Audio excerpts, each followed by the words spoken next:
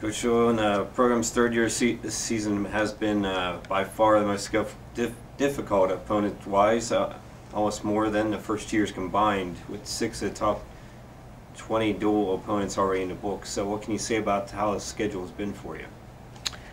Well, our first 2 years, as we've recruited better student athletes, and we get asked in terms of what competitive level we're going to get to. We've talked about the evolution of the schedule. It's gotten tougher every year, and then this year, I can't imagine in the country that a program has a tougher schedule. I think it's 6 of our last 7 are against top 15 programs, and obviously just wrestling the #1 and #3 in the last week. The important thing for us is that if our guys are ever going to get to that level that we think we're heading, and they need to see that on a regular basis and understand the intensity and the focus that's needed to compete at that level. So it's good for us, regardless of the outcome, the immediate outcome. Well, last Friday in front of a great home crowd, your wrestlers gave #1 Notre Dame all it could handle. What can you say about that performance? How great was it to finally have one of those top opponents at home in front of a good crowd? Yeah, it was such a fun environment to compete in, and again, we've done that the first few years here. This year's been tough because we just had trouble finding dates. We love doing a Thursday, Friday, Saturday evening match where we get all of our fans and wrestlers in the area here, and it was just credit to a lot of people who helped us create that environment and the fans that came out. In terms of the match, we weren't sure how it would go. The one thing I challenged the guys with as a top priority was just to wrestle hard and make them compete for 7 minutes as hard as they have all year.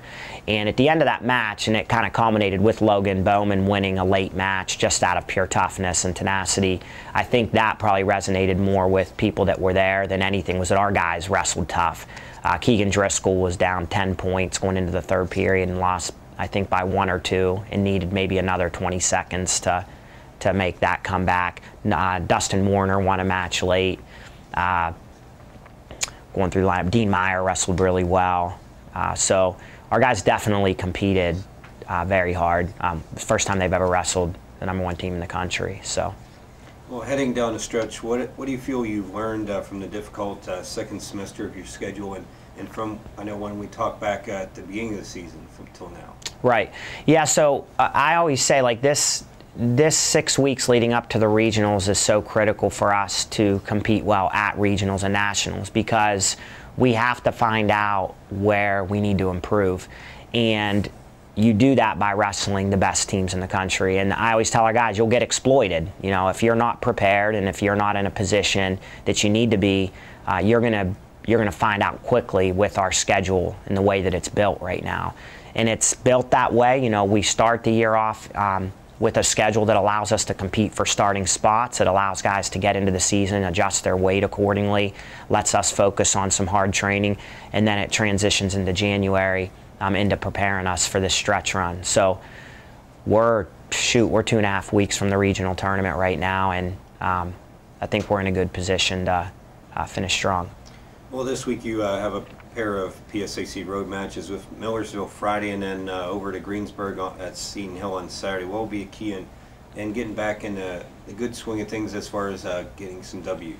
Yeah, well, so for us, again, the big thing aside from kind of focusing on a win or loss is just that we're showing areas of improvement where we need to. Millersville's a program that was Division I not too long ago. I know when I was in college, Millersville, I think, was in our region. So they're competitive, they're strong, they're in a region where they recruit well. Seton Hill's right in the hotbed of wrestling, so they've got some tough wrestlers. Our last 2 dual meets against Seton Hill have come down to heavyweight, so I know, again, Coach Tucker expects a close match there, but more important right now is that we can take the last few weeks and what we've learned and watch our guys continue to get better approaching the regional tournament. Well, finally, next Wednesday night, you wrap up your home schedule already against Gannon.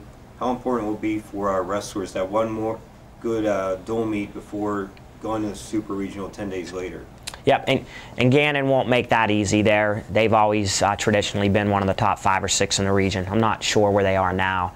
Their lineup's been a little goofy this semester, but it'll be last match. We'll have, I think, 9 days between that match and the regional tournament, so it gives the guys one more opportunity to compete, to make weight, to do things right, and just to gain some more momentum heading into the postseason.